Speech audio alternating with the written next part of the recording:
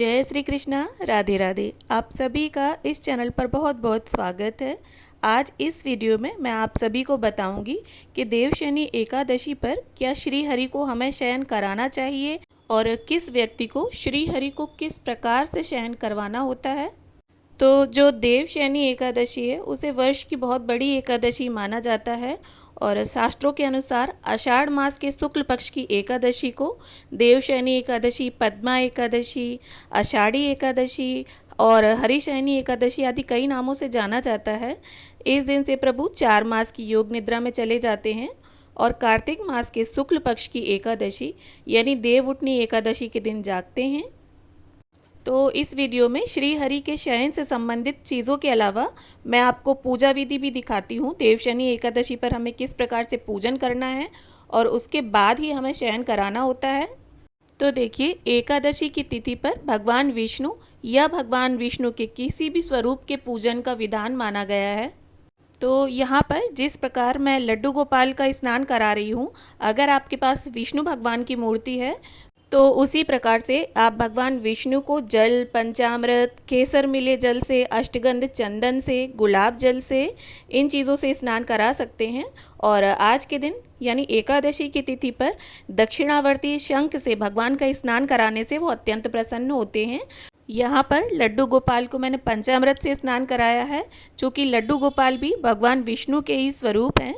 तो आप एकादशी पर लड्डू गोपाल का भी पूजन कर सकते हैं। प्रभु को स्नान कराते समय और पूजन के पूरे समय आप मन में श्री हरि का ध्यान रखते हुए ओम नमो भगवते वासुदेवाय का जप करते रहें। और यदि आप चाहें तो पूजा के बाद भी तुलसी माला से जप कर सकते हैं, भगवत गीता का पाठ पढ़ सकते हैं, श्री विष्णु सहस्त्र नाम का जप कर सकते हैं, श्री सूक्तम का पाठ कर सकते हैं। और देखिए, एकादशी की तिथि पर एकादशी महात्म्य की पुस्तक जरूर पढ़नी चाहिए हमें, क्योंकि उस पुस्तिका में ऐसी कई चीज़ें होती हैं, ऐसी कई चीज़ों का हमें ज्ञान होता है जिनके बारे में हमें पता ही नहीं होता। और देखिए दोस्तों, वैसे तो तुलसी पूजन, गाय की सेवा, केले के वृक्ष का पूजन हमें नित्य प्रतिदिन करना चाहिए, लेकिन एकादशी की तिथि पर विशेष रूप से हमें शाम के समय तुलसी जी के समीप और केले के वृक्ष के समीप एक दीपक का दान ज़रूर करना चाहिए। और दोस्तों, चूँकि देवशनि एकादशी बहुत ही बड़ी एकादशी मानी जाती है, तो इस दिन देखिए हमें क्या दान करना चाहिए। तो इस दिन आपको गर्मी से संबंधित चीज़ें, जैसे गर्मी में प्रयोग होने वाली वस्तुएं, जैसे पीले या सफ़ेद रंग के सूती कपड़े, चादरें, छाता, चारपाई, अनाज, पीले फल इत्यादि जो भी आपके पास है, अन्न धन जो भी है आपके पास, आप वो दान ज़रूर करें। बहुत ही पुण्य फल की प्राप्ति होती है। और दोस्तों, देवशनि एकादशी से ही चातुर्मास की भी शुरुआत हो जाती है। तो चातुर्मास के जो 4 महीने का समय होता है, उसमें जो दैविक शक्तियाँ हैं, दैविक ऊर्जा है, वो थोड़ी कम हो जाती है और नकारात्मक शक्तियों की ऊर्जा अधिक हो जाती है। तो ऐसे में दान पुण्य पूजा पाठ हमें अधिक से अधिक करना चाहिए। तो दोस्तों, चलिए अब मैं बताती हूँ कि हमें श्री हरि को देवशनि एकादशी पर शयन कराना चाहिए भी या नहीं।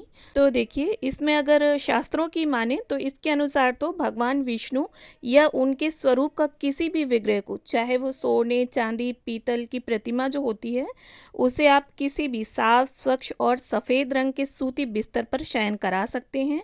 और किसी ऐसे स्थान पर उन्हें शयन कराया जाए जहाँ पर बिल्कुल शांति हो, कोई भी उन्हें डिस्टर्ब ना करे, उस कमरे में, उस जगह पर कोई ना जाए, जिससे उनकी योग निद्रा में किसी भी प्रकार की बाधा उत्पन्न ना हो।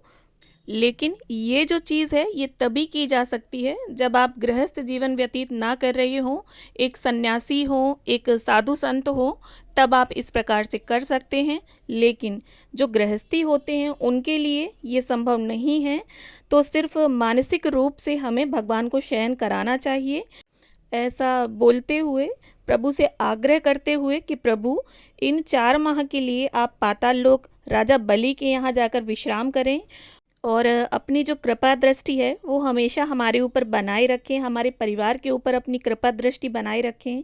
इस प्रकार से हमें केवल उनसे मानसिक रूप से निवेदन करना है, वास्तव में साक्षात रूप में हमें उन्हें शयन नहीं कराना है। ना ही ऐसा कुछ करना है कि लड्डू गोपाल को हम 4 महीने तक न छुएंगे, न भोग लगाएंगे, न नहलाएंगे। तो इस प्रकार बिल्कुल भी नहीं करना है। जैसे आप हर रोज़ लड्डू गोपाल की सेवा करते हैं, अपने बाल गोपाल की सेवा करते हैं, उसी प्रकार उनकी पूजा अर्चना और सेवा करनी है। और श्री हरि का जो योग स्वरूप है उसको ध्यान में रखते हुए हमें नित्य पूजा पाठ ध्यान भजन अर्चना करनी है।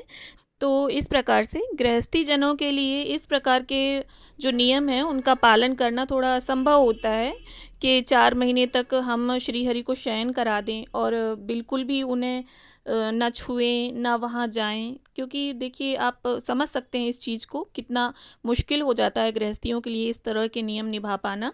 तो इसमें देखिए प्रभु से आपको केवल निवेदन करना है कि हे प्रभु, आप जिस अवस्था में हो उसी अवस्था में हमारी पूजा अर्चना स्वीकार करो, हम पर अपनी कृपा दृष्टि बना कर के रखो। तो देखिए दोस्तों, देवशयनी एकादशी पर आप भगवान विष्णु के स्वरूप जिस भी स्वरूप का पूजन करें, अगर फ़ोटो ले रहे हैं तो आप ऐसी फ़ोटो लें जिसमें माता लक्ष्मी भी साथ में हो और भगवान विष्णु और माता लक्ष्मी शेष शैया पे विराजमान हो। तो दोस्तों, जैसा कि मैंने बताया, एकादशी की तिथि पर गौ सेवा भी आपको ज़रूर करनी चाहिए और गौ को चारा दे दें, गुड़ चना दे दें, गेहूँ दे दें, जो भी आपसे बन पड़े उन्हें ज़रूर अर्पित करना चाहिए, क्योंकि गौ माता जो हैं वो श्री हरि विष्णु को, श्री कृष्ण को अत्यंत प्रिय हैं। तो उनकी पूजा सेवा भी आपको ज़रूर करनी चाहिए।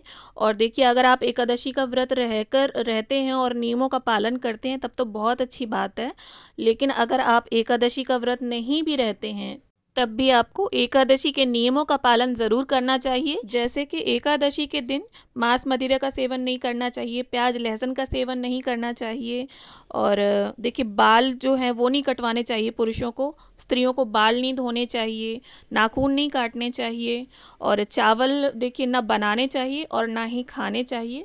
यहाँ तक कि श्री हरि की पूजा में भी चावल का प्रयोग नहीं किया जाता है। और ज़्यादा से ज़्यादा श्री हरि का ध्यान करें, मन में उनका स्मरण करें, भजन कीर्तन करें एकादशी के दिन, क्योंकि एकादशी की जो तिथि है वो श्री हरि को बहुत ज़्यादा प्रिय है। तो आशा करती हूँ वीडियो में दी गई जानकारी आप सभी को ज़रूर पसंद आई होगी और अगर फिर भी आपके मन में कोई प्रश्न है तो आप मुझसे कमेंट करके पूछ सकते हैं।